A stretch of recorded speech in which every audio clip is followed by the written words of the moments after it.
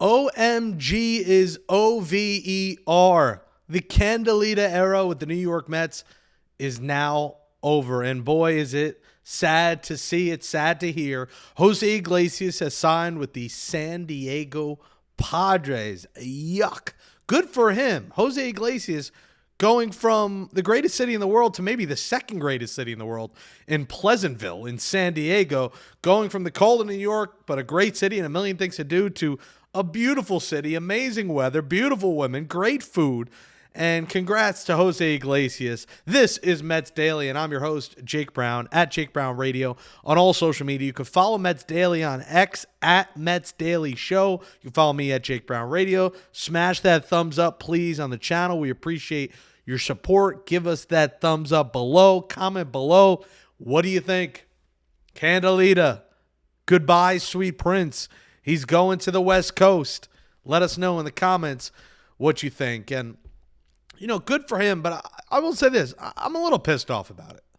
Jose Iglesias, if he makes the majors, this is a minor league deal. If he makes the majors, and I wrote a story about it today on Mets on SI, you can check that out. He'll make $3 million with $1 million potentially in incentives. The most it would be is $4 million. So for the Mets, it would cost them around $8 million if he was on the major league roster if they were to do the same deal. Listen, I get it. You don't want to pay $8 million to a guy who might have been lightning in a bottle. And there's a lot of emotions tied, and I know a lot of the naysayers are saying, why are you getting so obsessed with, Jose Iglesias? It was great, but let's get serious. We got a baseball team to worry about. Well, listen, he captured the emotions and the heart of all of us Mets fans last year, and there was no denying that when he came up, the Mets season turned around, and he was a big part of it. And everyone wants to say the OMG gimmick, I'm sick of it, I'm tired. The guy hit 337 and 373 with the runners in scoring position. It wasn't exactly a gimmick when he was the most clutch hitter on the team. And I'm not saying he's going to replicate it, but I thought for that kind of money, I would have maybe brought him back. And he could have always mentored the youth and mentored, Acuna and Mauricio and Beatty and Vientos. Now he's not going to be able to. And I also get the Mets side of this. I'm right in the middle. I get it. They want those young guys to play. There wasn't going to be a real chance for Iglesias to play. So why sign him if he's not playing and giving him potentially $8 million to not play a bunch of games? Remember, he did only play 80 games, 84 games last year. He played about half the season. So I see both sides of it. I think the emotional side of me would have loved to see him come back. He writes another hit song. The Mets have another summer. We play OMG. But now we play OMG one final time here on Mets Daily as he's going to the Padres. And I could very much see a scenario where he helps the Padres make the playoffs. And how will he play? Well, I think the easy fix for this for the Padres is they DH Luis Ariz, they move Jay Cronenworth to first base, and then Iglesias slots in to be their second baseman. That seems like the simple approach. We'll see what they end up doing, if he even ends up making the roster, or like last year, he starts in the minors, there's an injury or a struggling player, and he gets to the majors and then shows out again. But congrats to him. He's a good guy. OMG is still a banger. The remix is a banger with Pitbull. So the OMG era, sadly, has come to an end in Queens. And it looks like the Sean Reid-Foley era may have come to an end as well. The Mets placed Sean Reid-Foley after yesterday's Mets Daily on outright waivers. This was a guy I talked about pretty much being a lock for a roster spot, who had a 1.66 ERA last year, but has been plagued by injuries throughout his career. And now Reid-Foley can be claimed by another team. So here's the details here and the breakdown. One, he had one outing in spring. His velocity was down, so maybe the Mets didn't like what they saw from him coming off last year where he had shoulder issues most of the year. Up through May, he was dominant. 1.66 ERA, 23 games. Then the shoulder issues, didn't pitch again last season. The hope is that they successfully can outright him to the minors, which would allow them to clear a 40-man roster spot and then still be able to use him this season, stash him in AAA, use him at some point this summer or whenever there's an injury or they figure, hey, this guy's struggling, let's give Reid-Foley a shot. But there is a chance he's claimed by another team. He would have to not be claimed for the Mets in order to keep him. So they're taking a risk of losing Sean Reid-Foley, but let's keep it serious about Sean Reid-Foley's career. The guy hasn't pitched more than 33 1/3 innings in his career, and that came in 2018 for the Blue Jays in his rookie year. When you look at Sean Reid-Foley's Mets tenure over the last 4 years, it's been injury prone. 2021, 5.23 ERA, 20 and a 2/3 innings. 2022, 10 innings, 5.4 ERA. 2023, 7 and 2/3 innings. And then this year was great, but again, 21 and 2/3 innings. This is a guy that throughout his entire career has not been able to stay on the mound. So I totally get it. I'm not going to lose sleep over a guy who's had a history of injuries. And now you start to think, well, who's his replacement? And what's this Mets bullpen going to look like? So let's take a look. The locks of the roster, Edwin Diaz. Now, A.J. Minter is a question mark for opening day. I think he'll be good to go, but it's not a lock that the Mets say, hey, he's ready to go. He's coming off that offseason hip surgery. He just started throwing live BP. So the Mets could opt to put him on the IL to start the year and get him more time maybe in the minor leagues for a couple of weeks to get his arm right. But I'm going to assume he's healthy and have him on this list. 3, Ryan Stanek. You know, the Mets bring back Stanek. He's obvious on this list. Reed Garrett, pretty obvious to be part of this bullpen. Jose Budo, assuming healthy, pretty obvious part of the bullpen. Same for Daniel Nunez. Those first 6, again, assuming Minter's okay, are pretty much locks. If not opening day, at least, you know, at some point late April. But I think Minter should be ready, but we'll see. It's the next 2, 7 and 8. You expect there to be 8 spots in this bullpen. I've talked about Max Kranick. I did yesterday. I think Max Kranick has cracked the bullpen. I just think he's looked too good. His stuff has been dominant. I think Max Kranick is going to be in this bullpen, which makes you come down to the 8th spot. And this is where you could, you know, get finicky here.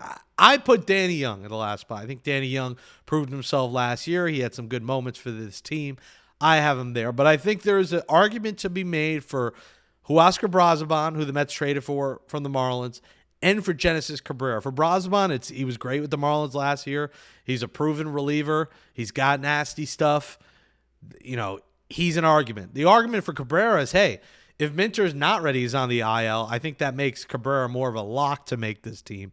If Minter is there, do they decide that Cabrera is more valuable than Danny Young? And I would not lose sleep over that decision. Listen, Genesis Cabrera has had a long big league career. He's been around for 6 years, and the last couple of years, he's been solid. Last year, he had a 3.59 ERA and 62 and 2/3 innings. The guy, you know, ate a lot of innings out of the bullpen and did a good job in Toronto. He wasn't elite, but he was solid. And for an 8th reliever, you'll take a guy with a 3.59 ERA. So the Mets got to decide, hey, do we want 2 lefty relievers, and do we want it to be Genesis Cabrera, or do we want it to be Danny Young? So I think assuming Minter healthy, those top 7 are going to be locks, and then it comes down to Young, Brazoban, and Cabrera, in my opinion, for that 8th spot on the Mets bullpen. You know, speaking of cuts, the Mets made their first spring training roster cuts as well after the show. It always happens after we record Mets Daily.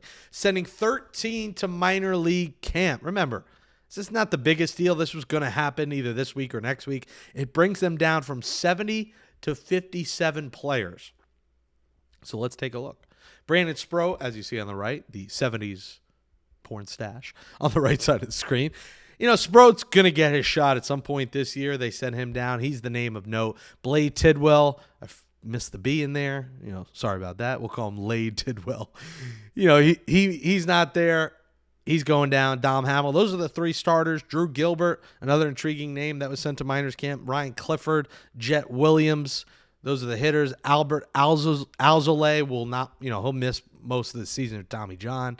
Ty Adcock struggled and is not expected. If Ty Adcock makes his roster, that means the Mets had about 6 injuries to the rotation.